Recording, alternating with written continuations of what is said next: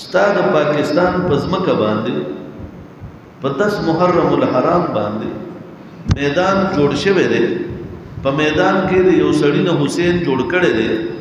او اغله په مخ باندې سپینه کپڑا چولې ده، صرف سترګې ښکاری او اغله اسور کړی دی او هغه بیا دغه چولې دي، دا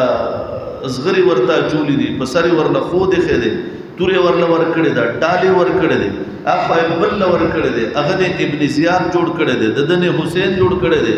نو زستا په مذهب کې کوته نه وهم کته ځان وجنه که هر سکے، لیکن زما د حسین دومره بے ادبی چې تا کړی ده، نو آیا زه به دې تاسو نه کوم؟ آیا د پیغمبر د نوسی د جناب محمد رسول الله صلی الله علیه وسلم اغن وسه چې زما پیغمبر په نازونو باندې لوي کړی دی، زما د پیغمبر په ملا باندې غلوبي کړی دي، زما د پیغمبر پوګه غناس تکړه ده، زما د پیغمبر داسې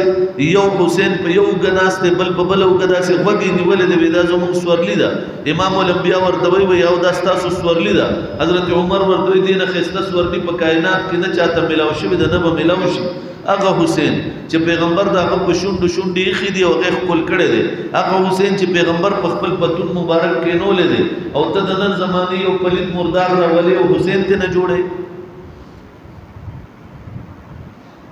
ډېر منطق ته حیران او کوم کار چې تا د خپل ملګرو نه خپل ملګری دی راوستي دي او نیزي دی په دغه میدان کې ورکړي دي او دا دی ویلي دي چې دا د ابن زیاد او د یزید فوج دی، دا دی ویلي دي چې دا د یزید فوج دی. نو حضرت حسین چې د کم نه جوړ کړي دی هغه د یو څو کس ورکړي دي او کم نه چې د یزید جوړ کړي دی او ابن زیاد جوړ کړي دی هغه د ډېر خلک جوړ کړي دي. نو خپل نقشه دی په خپل بیان کړي دی، ځکه چې په کوفه کې شوي داسې چې د کوفي مسلم بن عقیل کوفي تلاړو، د حضرت علی د تر زوی دی، د حضرت حسین د تر زوی دی، د عقیل زوی دی. مسلم بن عقیل حضرت حسین اولېږلو چې تلاړ شه د کوفي حالات معلوم کا او چې سبق هغه کوفي ته ورسېدو، د هغه په لاس باندې بیت چې چالو شو په ډومبنۍ ورځ په ډومبني مجلس کې پړومبنه ورځ پړومبني مجلس کې 12,000 کسانو د هغه په لاس باندې بیت کړو.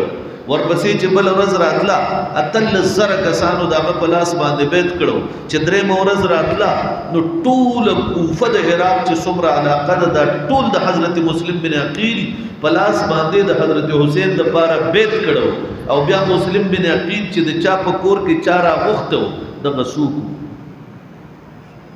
رافضي وکړه چې حسین چا راغوښته، زه ورته شیعه نه ویم، زه رافضي ویم،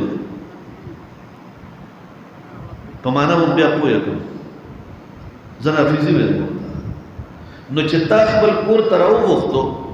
او ستا په کور کې د ټوله دنیا راتله او د هغه په لاس یې بیت کولو، نو د مسلم بن عقیل خبر ابن زیاد له چا ورکړو.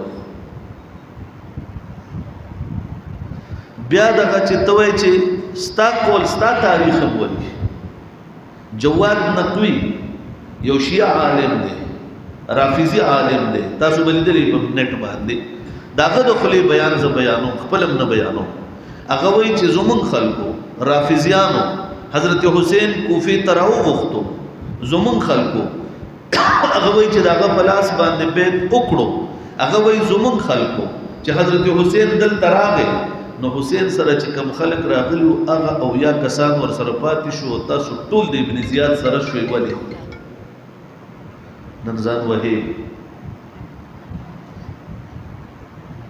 هغه وخت به دې ځان والي.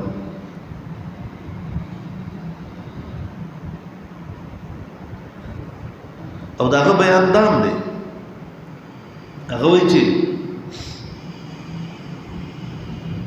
د هغه بیان دام هم دی چې هغه دا خبره کوي چې وایي مونږ راوغوښتو، مونږ ته وتښتېدو، مونږ د پته ورکړه، 2 پتې ورکړې دي. تاریخ اوراق راواړوه، زه غلط ویم زما سزا به بودی. یو پته د دا ورکړه چې مسلم بن عقیل د حضرت حسین نائب او د حضرت حسین نمائنده رضی الله عنه هغه د چا په کور کې دیره دی او د چا په کور کې دغه پلاس باندې بیت کیږي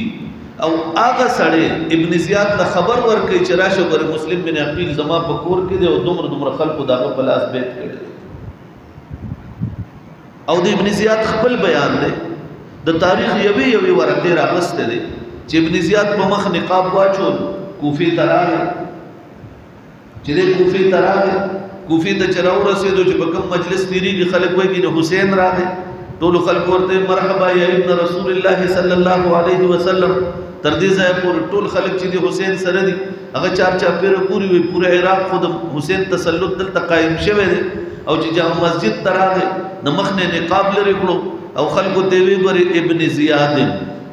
چې کوم سړی د ملګرتیا او کړه سربت قلم کوم نو آیا تاسو بیا کم خو تختی دی چې هغه سبق دا اعلان وکړو تاسو ټول خلک او زرم ولا خبر ورکړي چې ابن زیاد چې دی ابن زیاد ته وایي چې مسلم بن عقیل د فلان کې ورته وایي زما په کور کې دی زما په کور حمله ونه کې بیا در لکور تسنس کړو بیا در لکور وسوځول